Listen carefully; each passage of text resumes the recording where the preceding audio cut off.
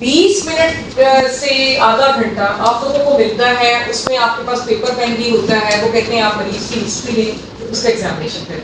तरीकाकार जो हमें बताया गया था जब हम लोग कैंडिडेट थे कि आपने 15 मिनट के अंदर अंदर जो है उसकी हिस्ट्री ऑफ प्रेजेंटिंग इलनेस ले लेनी है, और उसके बाद आप खड़े हो जाएं, एग्जामिनेशन शुरू कर दें। उस एग्जामिनेशन के दौरान ही आप मेरी पल्स ले रहे हैं, बीपी ले रहे हैं, जीपीयूस का शुरू कर दिया आपने, और उसमें आपने मरीज से कहना है कि मैं आपसे सवाल करूंगा जिसका आंसर होगा हाँ या ना।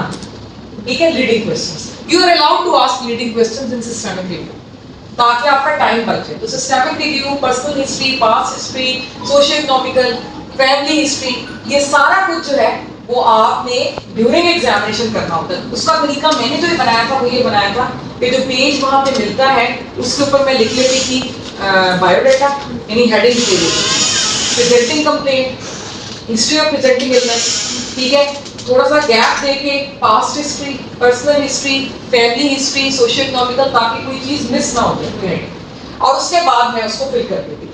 अब ये हमारे पास सुनाने लगे हैं हमें history. Ji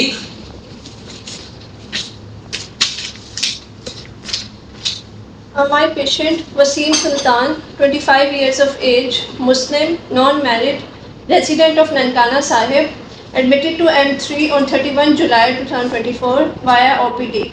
Presenting complaint: fever, headache, constipation, vomiting. For how many days? For 2 months. For 2 months.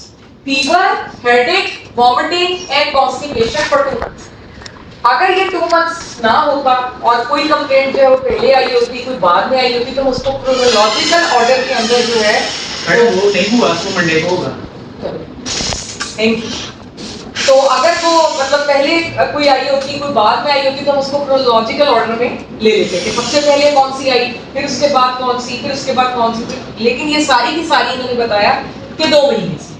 अब इसमें तरीकाकार मेडिसिन में ये होता है कि हम कोशिश करें कि ये तीनों कंप्लेंट्स जो हैं वो एक ही डिजीज के अंदर आ जाए, एक ही सिस्टम के अंदर, ठीक है। तो फीवर, हेडेक एंड वॉमिटिंग, ठीक है। इसमें आपके ख्याल में सबसे पहले जो मेरा तरीका होता है स्टेप 1 वो ये कि हमने सिस्टम सारे लिख लेने होते हैं।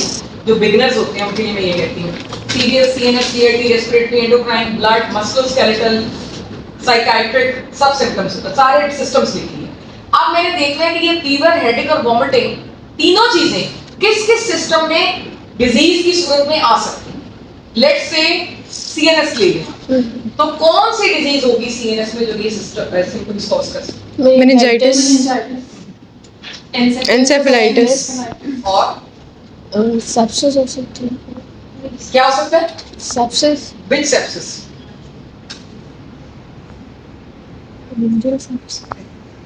सेरिब्रल एब्सेस में भी हो सेरिब्रल एब्सेस, सेरिब्रल एब्सेस में, ठीक है। और स्पेस ऑक्यूपाइड रीजन में फीवर नहीं फिट होता, डाउन द लाइन वॉमिटिंग और उसके लिए हेडेक के लिए आप कर सकते ठीक है, एसओएल हो गया। सो मेनिंगो एन्केफेलाइटिस, एसओएल के अंदर ही एब्सेस आ जाता है। जी मैडम, उसके अंदर ये आ जाता है। अच्छा ठीक, अब सीवीएस में देखें कोई चीज डिजीज ऐसी है जो कि हेडेक, फीवर और वॉमिटिंग करे?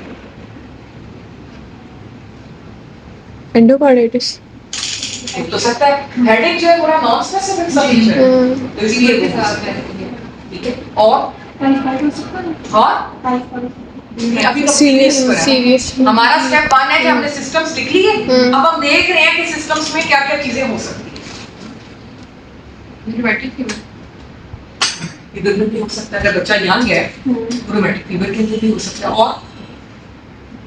और सीरियस में क्या है? इन्फेक्टिव हेपेटाइटिस तो है।